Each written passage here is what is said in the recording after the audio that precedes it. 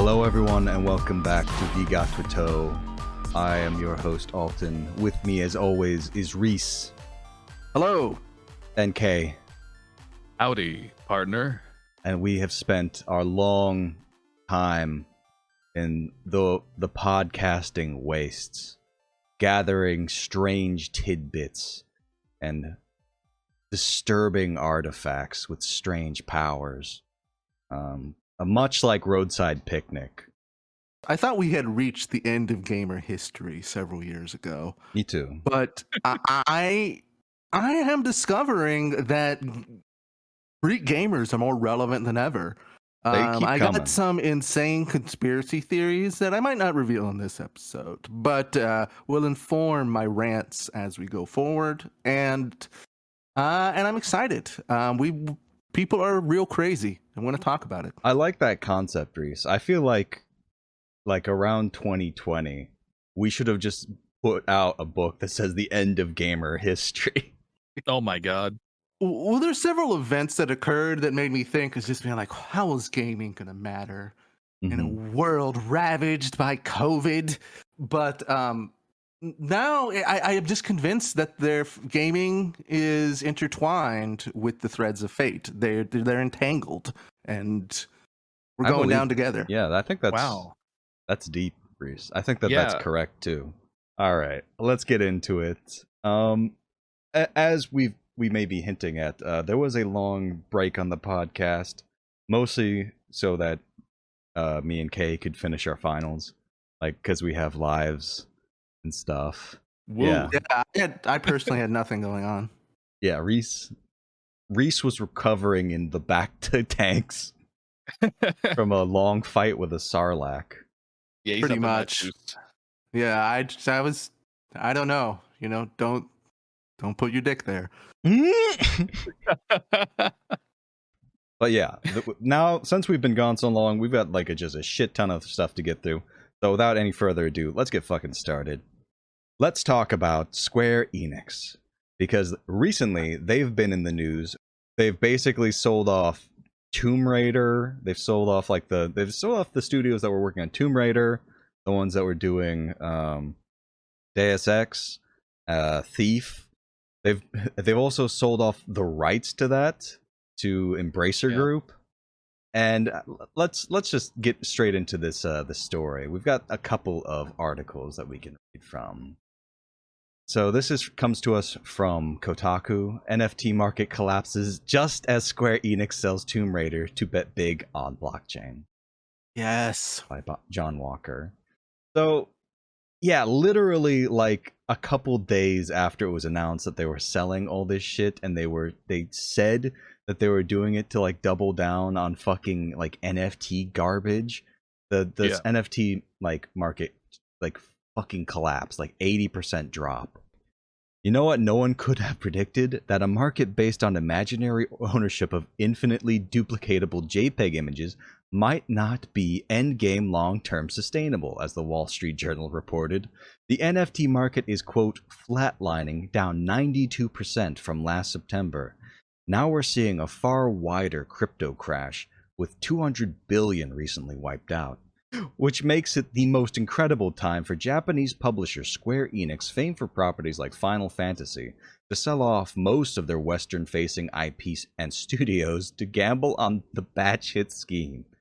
Recently, we learned that Square Enix is intending to sell Crystal Dynamics, Eidos Montreal, and Square Enix Montreal to the monolithic The Embracer Group, along with IPs for games like Deus Ex, Tomb Raider, Thief, and Legacy of Kain. Why? Because, to quote Squeenix, the transaction enables the launch of new businesses by moving forward with investments in fields including blockchain, AI, and the cloud, which is to say its previously announced desire to milk the NFT/blockchain market. Now, in a new announcement, Square Enix has declared its intention to open up some new studios, presumably in or near Japan, but we've reached out to check. But at the same time have doubled down on their stated intentions to invest in this so-called blockchain. In the statements tweeted by Axios' Steven Totilo, they included, accelerate launch and monetization of new businesses by moving forward with investments in focus fields, parentheses, blockchain, AI, and the cloud. This comes despite even more bad news regarding the plummeting values of cryptocurrencies in the last few weeks. So, yeah, I think that gives enough of an overview. They've dropped down by 92% in sales, but there's also a drop of active wallets, quote unquote, by 88% since November. Jeez. And so, it was a fad, like. It's not just a fad, it's like pretty much like directly a Ponzi scheme. Like the fact that like 88% of wallets have like dropped since November is telling me that the people in charge of these things are pulling the rug. Though a lot of those accounts were basically bots that would sell like NFTs back to each other, like owned by the same person, so that they could artificially inflate the value. Yeah. Yeah, I feel like the short period of like actual people coming into it is long since ended, is just what I meant. Like everyone who's gonna be tricked was probably tricked in the first month or so. Yeah, and yet, despite that, Square Enix has been rooked into trying to invest into this field. It doesn't say, I don't think it says in the article, but I saw another article that just mentioned that like the amount they actually sold these studios off for and properties off for was like weirdly low. Like they just tossed them seemingly to the first bidder so that they could jump on this NFT thing as quick as fucking possible. It is weirdly low, but something to be kept in mind is that these studios also have like a lot of overhead that comes with it. So they're also, it makes more sense in a business way because they no longer have to spend however much it costs to run all these Western studios they don't respect. It's still a pretty like silly, like, well, we just don't get Tomb Raider, so we're gonna trade it for monkeys. But it's the end of a long history of them having no idea what to do with their studios in the West. Yeah, so this is coming after a history of Square Enix basically dumping all this money into their AAA production of properties like Tomb Raider. And then it's selling several million copies and them saying, oh, that was so disappointing. We wanted 7 million copies sold instead of the paltry 5 million we got. And so, honestly, this has been a problem of Square Enix essentially setting its expectations way, way too high, even though, a lot of these games have been critically successful. Like, a lot of the new Tomb Raider games have been rated highly. Even, like, the Deus Ex I would not say highly. Deservedly, to be honest with you, but... Well, yeah, but I mean... I like Rise of the Tomb Raider, personally, but I certainly would not, fight for it as one of the classics or anything. I mean, they're solid games. It's just that they keep expecting these sort of single-player narrative games, I guess, to just fucking perform like it's Call of Duty or something. Yeah. And so it's really Square Enix's own fault. I think if anyone wants an overview of like the technical dimensions of this, GameIndustry.biz did a really good podcast episode overview on how, it is basically a response to Square Enix basically mismanaging these companies, I would say. It really seems like Square just fucking hates these companies more than anything. It just definitely seems like that you get emails from the parent company and it's just like, oh, dear Eidos, it's okay that you're dog shit. We here in Japan forgive the weak and the foul and the corrupt. And it just really feels like they no matter what they could do, it was always just like, even their biggest hits. One of those Tomb Raiders sold a lot, and they were just like, I don't know, still. I don't know if that's the reason, but it felt like they just had no idea what to do with this diversification they made who knows how many years ago. And it's funny that they just pawned it for heroin, essentially. Fucking stripping the wires out of the wall to buy more NFTs. Yeah, Embrace is gonna come into their new fucking studio and everything, and like, there's no fucking copper in the walls. They're all like fucking big holes in the wall.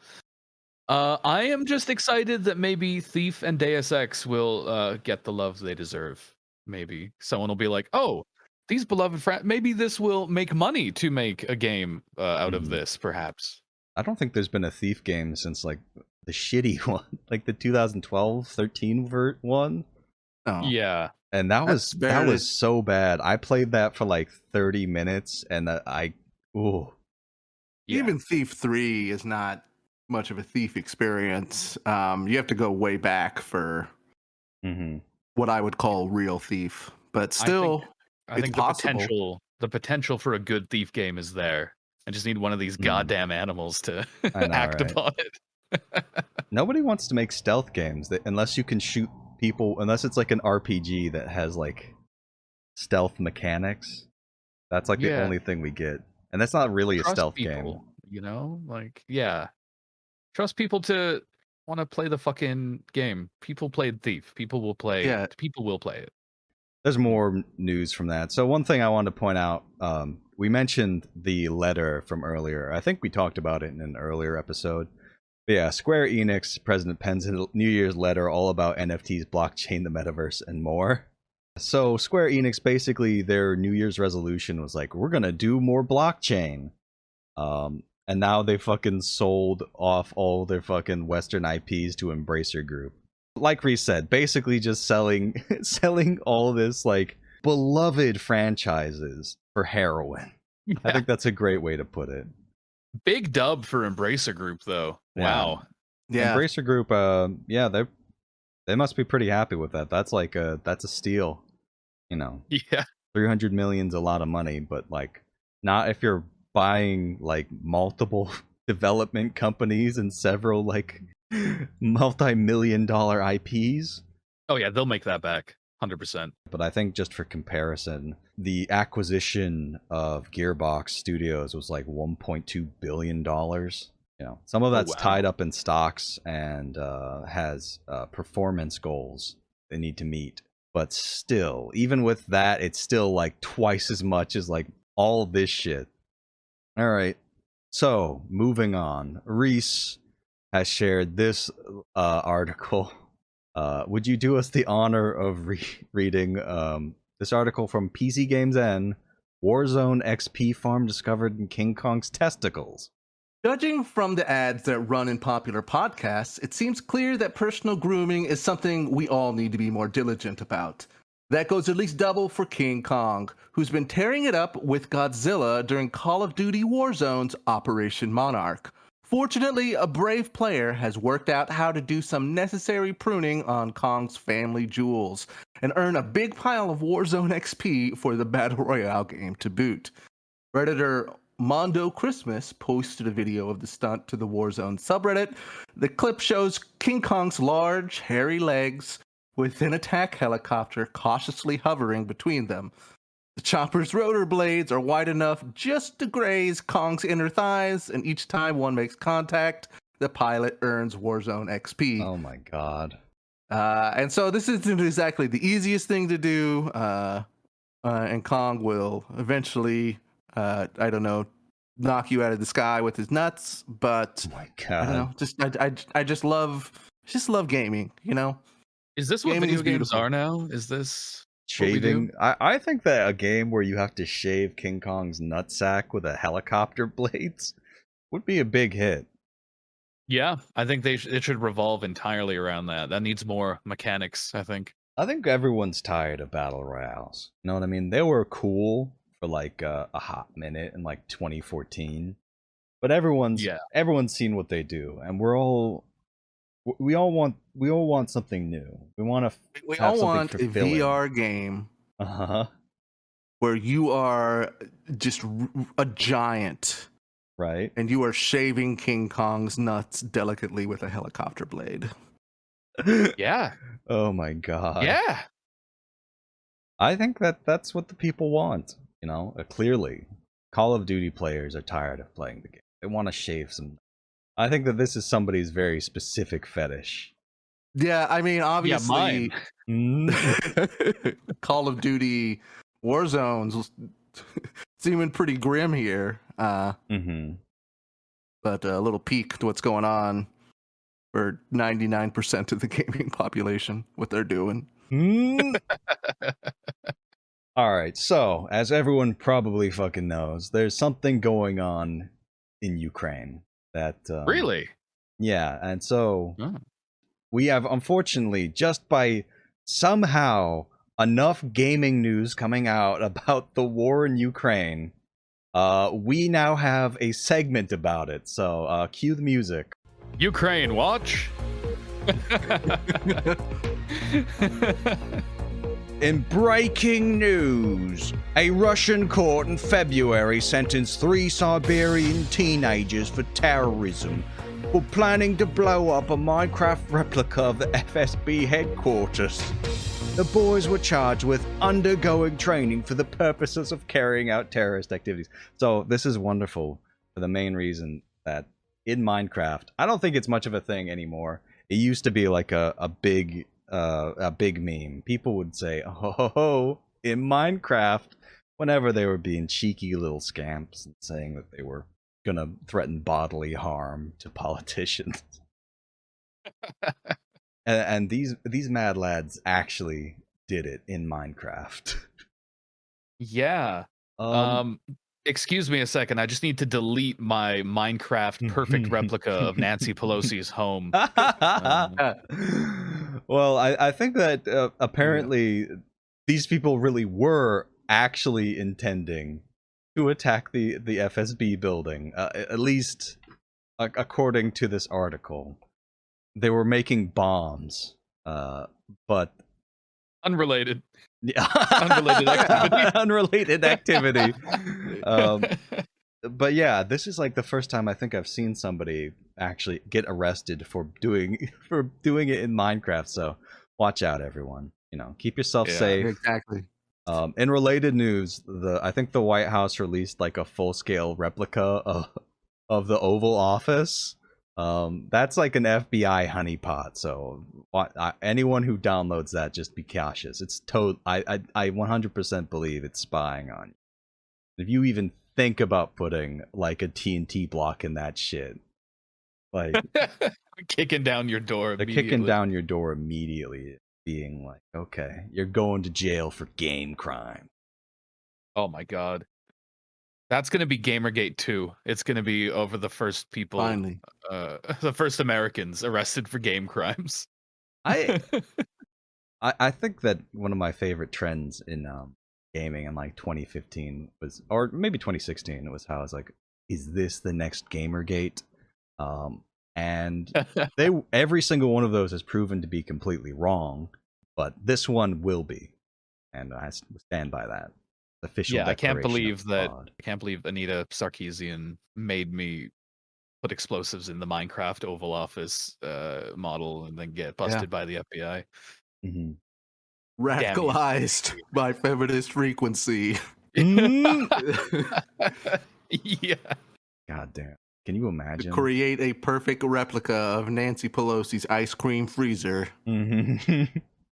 I cannot imagine, like, feminist frequency. It's just like, you would think that it was like somehow the most radical, just out there fucking like powerful theory that you've ever fucking heard, and then you go and watch like one of the videos and sort of like basic feminism 101 type shit, like liberal feminism, and people were acting like this is going to fucking destroy gaming. Like, what if the protagonist wasn't a huge misogynist? Okay. That's fucked. How could you even suggest that? I mean, it was really this total calcification of like a weirdly insular kind of right-wing subculture that couldn't handle anything. Mm-hmm. And it spilled out into people who, called Joe Biden a communist. Pretty to much, them, she was radical because their brains were absolutely fucking tapioca long before they ever heard of her. They just couldn't handle it. I mean, agreed. I feel like one of the things that we've just reiterated over and over on this podcast is that it seems as though everyone would consider games art, but as soon as they're like criticized or analyzed in a way that's would actually you would do for any other art form, a certain segment of the population just loses them. Yeah, like intense artistic criticism, like how many characters in Elden Ring show feet, Mm-hmm. you know? I They can't handle it. I consider the Anidia Sarkeesian response, and all of that with Gamergate to be more of a symptom of early onset posting, as much as it is, the root misogyny that is involved in, so much of what we love in gaming. It is just people who are too online, just deciding that a woman is in the way, and then it just gets. If you look at any particular person who was into Gamergate at that time, and it's just like each one has their own set of insane like grudges they were trying to work out, and usually women in general was one of them, so there was a lot of agreement, but it's just, I don't know, it's just a frenzy, just a posting disease frenzy. Agreed. Can I just say I love the term early onset posting? I went to my doctor and got diagnosed with that. Yeah, and he said, "Thank God that I caught it early. Otherwise, you would have started a podcast." We've seen a couple people currently in late stage posting. Oh yeah, they're in hospice care now. It's winding down. Symptoms of late stage posting disease may include ranting about cancel culture. Yeah. Can I introduce our next article? We have many more articles concerning the war in Ukraine, and leading us into this is Chief Pokemon Go to the Polls correspondent K. Back to you. That's right. I initially said this segment was Ukraine Watch, but it's increasingly becoming Russia Watch because Putin has been defeated. The war is over, and I'll tell you why. Pokemon Go will soon be unplayable in Russia. Oh my God. This is a blow to Russian nationalism. To the oligarchs, to scary Slavic peoples who... German NATO advisors like Florence Gauber should remind us, might seem white, but no, don't get confused. Those are people of the East. Just fucking like NATO advisors being like, you see, the Slav has a dent in their skull that causes them to form Mongol hordes. Exactly. So developer Niantic has announced that they're just shutting it down, and I don't know what they're gonna do. I don't know what they're gonna do in Russia without the most important game of a generation. This is the fucking funniest part of the article, in my opinion. Quote: "We stand with the global community in hoping for peace and a rapid resolution to the violence and suffering in Ukraine," Niantic said in a tweeted announcement last Thursday night. So they've done it, people. They've stopped the war. Russia cannot continue without their Pokeballs. I love the way the article contextualizes it. Right before it says, Pokemon Go developer Niantic has become the latest company to answer Ukraine's call to cut off Russia by stopping downloads of its games in the country. Like, this is instrumental to the war effort. Like, how does that help? Exactly. I've seen so many fucking things like that. Like, there was one, I'm trying to remember what company it was, but like, there's been just an insane like boycotting of Russia in general by companies that are just sort of like, okay. Yeah, I mean, like Etsy locked out all Russian buyers, so loads of people who are like running businesses on it just got fucking nuked. Like, all of this response, Putin is not affected. The government of Russia, for the most part, is not that heavily affected. It's just fucking with random people. Pretty much. Which is collective punishment, which is illegal. You're not supposed to do that, but we love to do it whenever anyone misbehaves. That's why we sanction every country we can in a way that specifically fucks with like the average person, not the state. So that's great. I was going to say there's another bit in this article I thought was fucking awesome. Epic Games was explicit in making this distinction, saying that while it's stopping commerce with Russia, it is not blocking access For the same reason other communication tools remain online. The free world should keep all lines of dialogue open. Thus, Russian players can still enjoy Fortnite. Oh hell yes. My God. Oh my goodness. Even though they can't buy in-game items or win cash prizes in Fortnite tournaments. Wow. Yeah, but they can still play it, and that's why Russia's going to win the war, because they've got all their little super soldiers training in Fortnite. They've got all their little Russian tweens, yeah, just in the fucking the simulations of Fortnite. It's like fucking going into a war zone and constructing like a 30-foot tall wooden fence in response to taking fire from a hill or something. Yeah. God damn. That's great. This is so stupid. I wish I could remember what other companies have been doing the whole boycott Russia thing. Yeah. It's been pretty widespread. Yeah. I bet there's people who are mad at Epic Games for letting Russians continue to play Fortnite. Absolutely. I bet. I bet that somebody's furious at Epic. Epic can literally give you a free game, and some people will be furious at them for not being Steam, basically. Yeah. I mean, we discussed the whole thing with like how Epic's, how their whole shit works. Their whole deal with making their own storefront and spending just like absolutely insane amount of cash just to build market share. But the flip side to Russia being boycotted by every single company in the West is that now some companies are starting to sponsor. Unfortunately, this is not real, as I have discovered. Oh, Reese, you ruined my life. Was real. You've ruined this episode. I'm leaving. I am so sorry. Believe me, that's why I've been silent for the past 5 minutes. I've just been processing emotionally. Oh my God. Okay, well, this is the most fucked up thing I've learned since the fact that the suit does not jack Master Chief off. Is that what? Apparently this is a fake tweet. GFUEL is not partnered with Zelensky. They should though.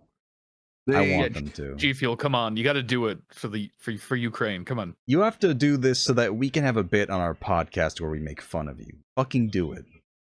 Send Zelensky and all like the Azov battalion.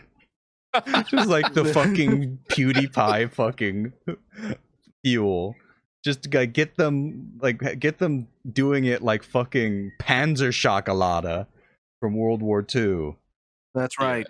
Keeping our favorite neo-Nazi volunteer battalion up and alert, as Absolutely. I want to see a dude with like a massive black sun tattoo on his face just slamming a GFUEL. I want to see them he's vigilant for. I want to see a guy with like 1488 like tattooed on his face just slamming back like a Sonic's Peach ring can. Oh yes. Yeah. Sour blue chug rug, I think, is the flavor of the Azov battalion. You think so? I feel like at least some of them gotta have you gotta mix it up. You gotta have like the PewDiePie one. You gotta have the face. Well, I mean, listen, hype sauce is the Coca-Cola of GFUEL. Hype sauce all over the place. Right. A tub of hype sauce with every Iron Cross that's developed.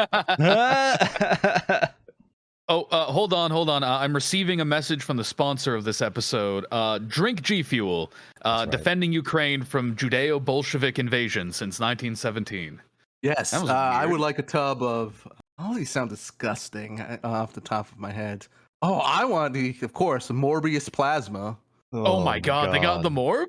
They got the fucking Morb? Yeah, so unfortunately, the Zelensky one's fake. The Morbius one is real. Yeah. It's just for the fucking memes. They're just like, oh, what's trending? Oh, idiots are making jokes about Morbius. Let's do it. Oh, it's Morbin time. Let's go.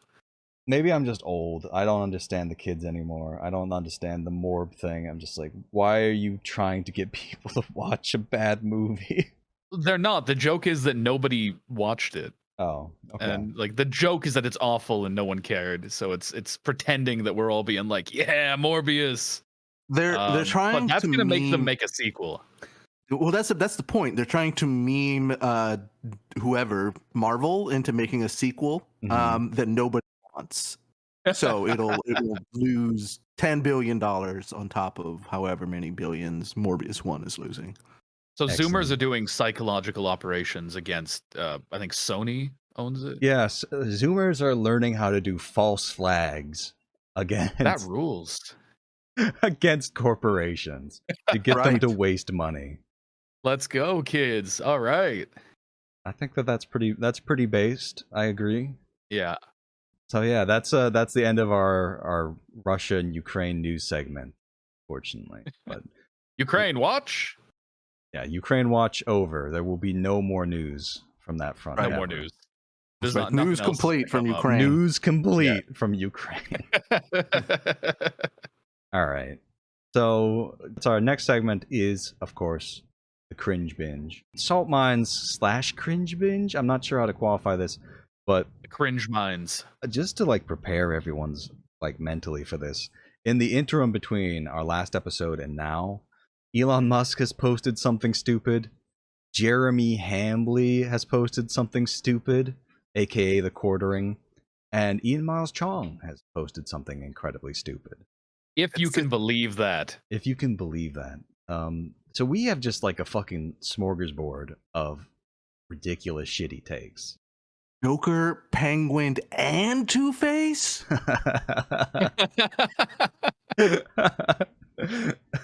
Is Ian Miles Chong Two-Face?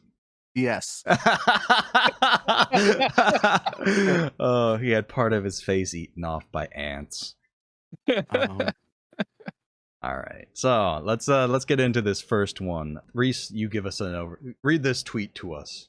Okay, Elon Musk posted in reply to Dad Murdos screenshots of his build. Equip load will be lower if fast roll is needed. And he's got the katana, the wussy katana, is my understanding. 2 shields that are basically do the same thing and don't seem to be augmented in any way to show maybe they have different skills. Just overcap on intelligence. Doesn't seem to really understand endurance at all. The switching the roles thing is not, I don't know. It just seems like the dumbest thing I've ever seen. And he doesn't have healing items equipped. So yeah. I'm going to say this is his character. And this is what he does instead of working. He's just like, oh, no one wants to work anymore. And then he plays Elden Ring badly for like 20 hours.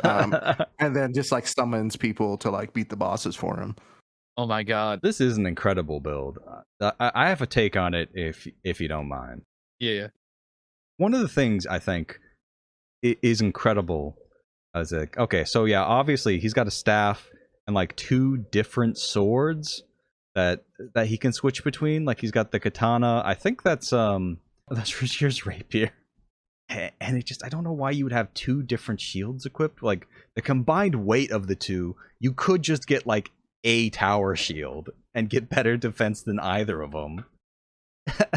And then like his fucking armor is insane. So it was like his chest, arms, and legs are Radahn's set, which are like super high defense, super high impact, or poise rather. And then he's got like the fucking like the double face glintstone crown, which I believe makes you take increased damage. Yeah. But he's got the Soar Seal, which increases your stats and fucking makes you take more damage. And he's only got 31 vigor at like level 111. So this is like graceful level vigor, incredibly, even though he's got like all this armor, incredibly squishy build that for whatever reason he's decided needs to have like fucking heavy armor and 2 shields. The thing is that I really don't want to build shame anybody. You know, if you're making your way through Elden Ring and you've got something going on that's working for you, I respect that 100%. But this man wants me to be his bed slave on Mars because he is so smart and good at living life. And you know what? I need a second tweet explaining a little bit more, because I goblined out on Elden Ring. I'm not going to pretend I'm an expert, that my analysis is perfect. I don't get it. I don't understand what he's doing here, even unless like his assistants set things up specifically to make him look stupid. That's the only thing that might make sense. No, he tweeted this. He tweeted out like a verbal explanation of what his loadout was, and like, to be honest, it didn't sound nearly as bad as this actually looks. Like, looking at it, he was like, "Oh, I do an intelligence dex build," and like, yeah, that's pretty common, like, honestly. And I didn't understand the full implications of what he was saying in that first post until I saw the actual loadout. I'm like, what the fuck is wrong with this idiot? Yeah, I cannot stress this enough. This man is heavy rolling. Oh yes. Oh fuck, I forgot the most important fact is that he has 67.2 out of a total 68.8 load, like total equipment load. He is heavy loaded. He is slow as fuck because it decreases your run speed, and he's heavy rolling. What the fuck is this build? Like, he's trying to make up for his like bad vigor and like increased damage from his glintstone crown and sword seal with like one of the +1 life amulet, but he's not tanky. He's not like a tank build, and he's so fucking slow, even though he's got like, I mean, he says it's a dex build. He's got 25 dex. That is pretty pathetic. Yeah, it's a sorcery caster that he realized Moonveil was OP and he is bad at the game, so he's like, oh, I just need a bit of dex to use it. I know it's offensive. It's just wild to me that if you want to wear heavy stuff, you can put your points in endurance. It's okay. Mm-hmm. Or at the very least, use the fucking, like, the arsenal charm. I use that one because I want to use the giant pizza cutter and a golden great shield, so I don't fucking fat roll. There's the Erg Tree charm that gives you the HP and endurance and the carry weight. Mm-hmm. There's a lot of options. So many options, and he went with none of them. Yeah, listen, as the resident Souls game expert, women really dig that. You should not be having 38 mind when you have 31 vigor. That's disgusting. You should not be heavy rolling fucking ever, unless you have a very specific sort of build that this guy does not have. You should not be using the Sword Seal when you're over level 100, because the stat returns you're getting compared to the extra damage you're taking is ridiculous. You could have Googled a build and not shamed yourself. And I hope this man dies. It's nuts. I don't know what the fuck he's doing. Okay, so the true highlight of this for me is observant viewers will notice that this is a photo of his like TV screen or something he's taken with his phone. Oh yeah, it's not a screenshot. So what's that about, tech genius boy? I believe that was Master Blastoise. Oh yeah, Master Blastoise pointing out that this is supposed tech genius is taking screenshots of their fucking laptop to show us his fucking. I don't understand why that's so common. Like, so many people just don't understand that there's like a print screen function built into Windows. The more we get of this guy's interior life, the more we realize he barely knows how to use a computer and is at a tech level equivalent to like your dad. Exactly. Getting any view into his personal life is deeply upsetting. Yeah. Well, there was that one reporter that was talking about how years and years ago he tried to report about how there's no path for Tesla to ever be profitable. And it was just basically a description of how over like 5 years, Elon Musk like did so many personal attacks on him and saw how that like drove Tesla so much that he now has to kind of like backpedal on his reporting a little bit and just be like, no, it's all about Elon Musk. He's just this weird freak who is just constantly lying and being aggressive to people whenever anyone is slightly like against him. So yeah, I think I saw that thread. That was quite an interesting one. If I can find it, I maybe link it in the episode description. Anyway, are we ready to move on from what is arguably the worst fucking build? Yes. Elden Ring. Okay, so here's our next bit. Coming to us from the quartering. Discussion with a wife as she watches, quote, Our Father. One of the women found out it was her father who was actually her OBGYN. My wife was grossed out. I was like, ... Actually, if someone is handling my sack/dong, a prostate exam on me, I prefer it was my dad. Who agrees? Thoughts? I disagree. Disagree, homie. Yeah, I mean, if we're just disagree, hard disagree, let's move on. Oh my god. My god. Holy fucking shit. Fuck me. The quartering just being like, I'd rather have, if out of anyone I could have put their finger in my butt, it should be my dad. Quartering is always the best with his weird little off the cuff things when he hasn't researched what's normal for his brand or whatever. He's just like they're just being like, I'm not involved in the conversation and quote tweeting that guy talking about Hitler, going like, okay, here we go, and just be like, what are you talking about? Oh yeah, what's going on here? The fucking Hitler one. I wish I could find it. Let me see. Oh, here we go. The tweet where someone is just like, he's not in this conversation thread. Like Michael Giacchino is responding to at Fung9, fuck Hitler, and quote tweets it with like, and there we have it. ... Yikes.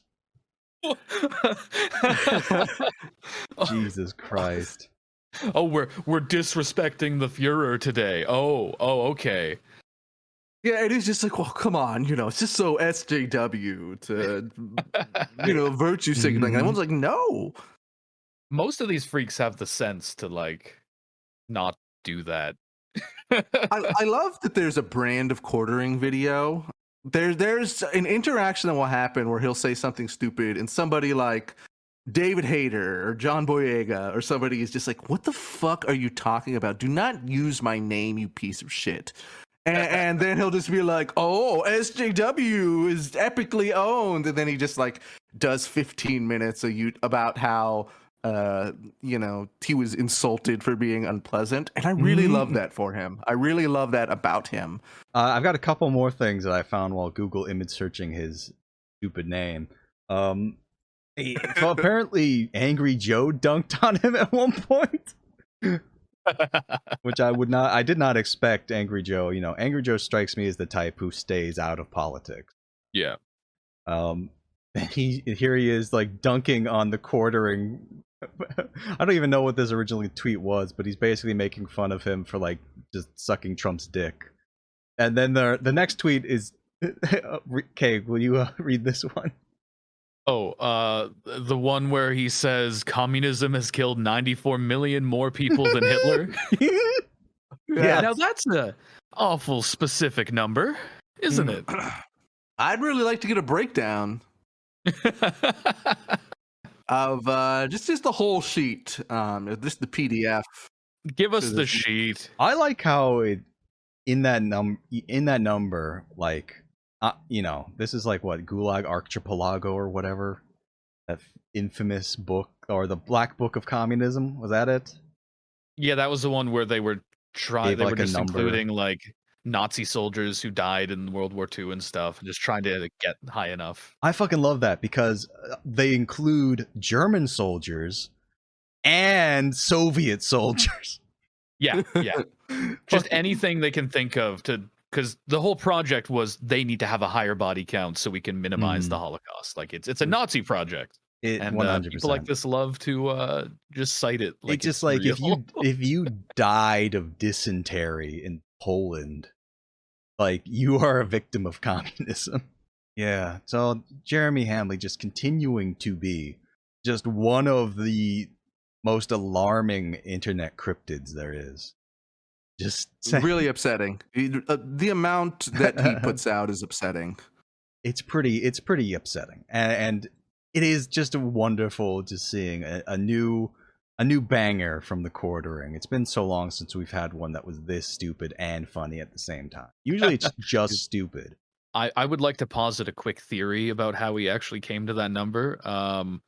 So approximately 6 million Jews were killed in the Holocaust, and I think that he started from just a nice round 100,000 or 100 million rather that he pulled out of his ass, and forgot that there was another 10 million odd victims of the Holocaust. He remembered one of the numbers and just subtracted it. Yeah. That's what I think happened. He's a smart guy. He's got a big brain. When he's gonna be in the brain land with our Lord and Savior Bobus Christ. So, and then are we ready to move on to our last bit of Salt Mine / Cringe Binge? This comes to us courtesy of PokePup, or at What a Pity on You on Twitter. Basically screenshotting Ian Miles Chong. I can't fucking look at Ian Miles Chong's tweets anymore, and it makes me sad because he blocked me. That's fucking silence. That's, come on, free speech, yeah, please. A crumb of it, huh, Ian? Exactly. How am I supposed to run my podcast where I make fun of you for being an idiot? Yeah, this is a small business. Yeah, Ian Miles Chong. And you hate businesses. Yeah, so I have to rely on my mutuals like PokePup to direct me to the stupidest things that this person says, because I can no longer view them.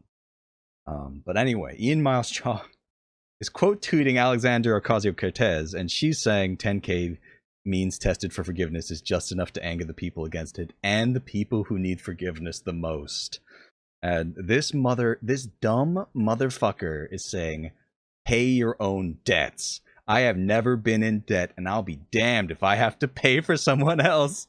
And PokePup makes the great observation that you don't fucking live here.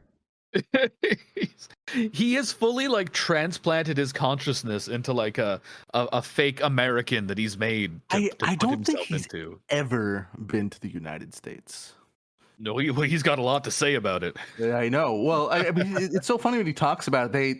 Whenever people get him to respond about his own government, he's like, it's boring. I don't pay attention to it. Yeah.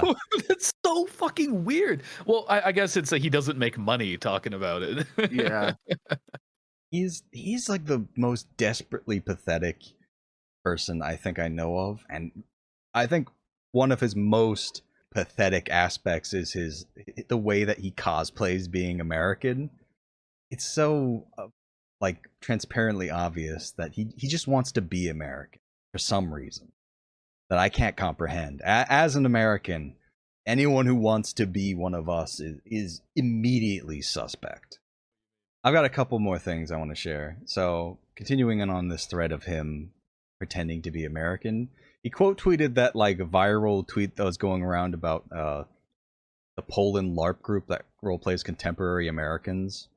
Like the pictures from like the Ohio set, and Ian Miles Chong quote tweets and says, they don't look like any Americans I've ever seen. It's just like it's like motherfucker, you are Malaysian. You don't go here. You don't live pretty here. Good. It's pretty good, I gotta say. Fuck me. I like that they made the fattest guy be the cop. 10 out of 10. Yeah, they know what's up. But I would say that it's just you get the Scandinavian vibe from them. Like you can tell somewhere deep down that they have health care. But it's pretty good. Just like they looking at it. And have never seen the sun. Yeah, exactly. These Polish people have far too much health radiating from them to be actual American. Hey, they're Polish. They even have fucking dipshit being like is just trying to steal American valor. Maybe not. I'm sure. I just assume everywhere has more healthcare than the United States. I mean, almost certainly. That's a safe like bet. It can't be worse. Not even like sight unseen. I can guarantee that Poland has like probably some kind of universal healthcare or universal or like state paid for health insurance. I wonder how the healthcare is in Malaysia. Probably pretty good. Shame we don't know of anyone from there. No, we don't. Yeah. Can't ask anyone. Don't know them. He'll just respond like, I don't know. I don't think it's cool to healthcare. All Cobra Brights are free.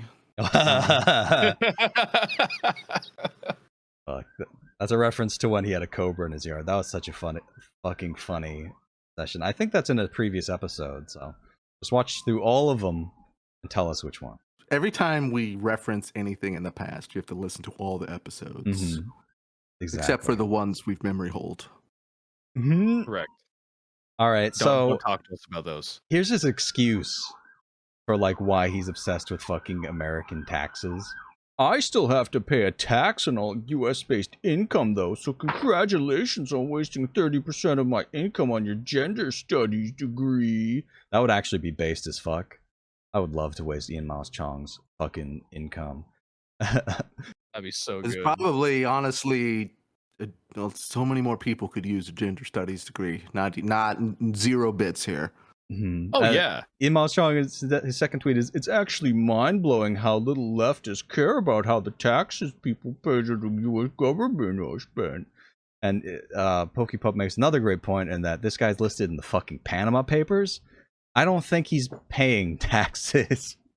No, if you're in those papers, odds are you are either avoiding taxes or involved in money laundering, and I couldn't possibly say which of those he is doing for legal reasons. I am 100% certain that Jeffrey Epstein has given Ian Miles Chong a swirly at some point. You can't come on my fucking plane, idiot. He's too lame for the pedophile island. He can't get in. I mean, that seems to be the case. My personal favorite Ian Miles Chong memory was him calling Milo Yiannopoulos a bitch because Milo Yiannopoulos was like, "I don't gotta pay you. Oh yeah, you're not somebody who can." The only time I think I've ever actually seen Ian Miles Chong like actively upset it is the time that like he got fucked over for his incel corner money. Yeah, Milo didn't fucking pay him. That was amazing. That was such a great. Yeah. That was a great time to be on Twitter on. Yeah. And you know, like, say what you will about Milo Yiannopoulos, great call. Ian Miles Chong is somebody that you can push around and have no consequences. Mm-hmm. Yeah. Agreed. All right. Well, I think that is just about the sum of the stuff that we've got for this episode, and we're reaching an hour and 16 minutes. So I think it's about time we wrap things up. Yep. Mm-hmm. All right, Reese, where can people find you online and your great online content? You can find me at Your Very Good Bud on Twitter. Good. Okay, Kay, where can people find you on the internet? You can find me on Twitter at KNSkittles, and you are required, in fact, to watch my YouTube channel, also called KNSkittles. Do it. And you can find me at 8Alton8 on Twitter and on twitch.tv/Alton8, where you can follow me and watch all the great streams that I have, including a lot of Solasta and a lot of Jackbox Party Pack with the members of the VGATWTOE Discord, who are absolutely insane and probably going to be arrested by the FSB for Minecraft crimes. I want you to follow me on Twitch for whatever reason. After ignoring Twitch as a thing for literal years, I have decided that it is my ambition to blow up on Twitch, and I don't know why. I think it's because while Reese was taking a hiatus from the podcast, I needed to focus on solo projects, and now I've just decided that I'm obsessed with becoming the world's biggest Twitch streamer. So I want everyone listening to follow me, special guests KNSkittles and Reese, who are great. I cannot wait to beef with Hassan Piker. Oh hell yeah! Starting big beefs with Hassan Piker. We're gonna go down to his $15 million LA home, to his diamond encrusted Jaguar, and he's just gonna beat the living shit out of us, just rip us limb from limb. I really want to start a beef with Hassan Piker by just repeatedly calling him Greek. Oh, let's go. Oh man. Well, I guess that's a to be continued. To be continued. We'll see with the saga of Hassan Piker beating up the members of VGATWTOE. Oh, fuck. All right, so you can find our podcast Twitter at VGATWTOE. You can find our website at videogamesoftheworst.pinecast.co with all our episodes. You can also find us on Apple Podcasts, Spotify, Google Podcast, Pocket Cast, Radio Republic, and a bunch of other shit. You can find our Patreon at patreon.com/VGATWTOE, where $1 a month gets you access to all of our premium goodies, including our Jeffrey Epstein podcast and Mountain Dew horror stories and a lot of other good stuff. And we're starting production on more content for our dedicated Patreon supporters. So look a British forward to Memorial, I think, is one that shouldn't be slept on. I think that's a funny one. It's pretty good. So anyway, until next time, thank you all for listening. Bye-bye.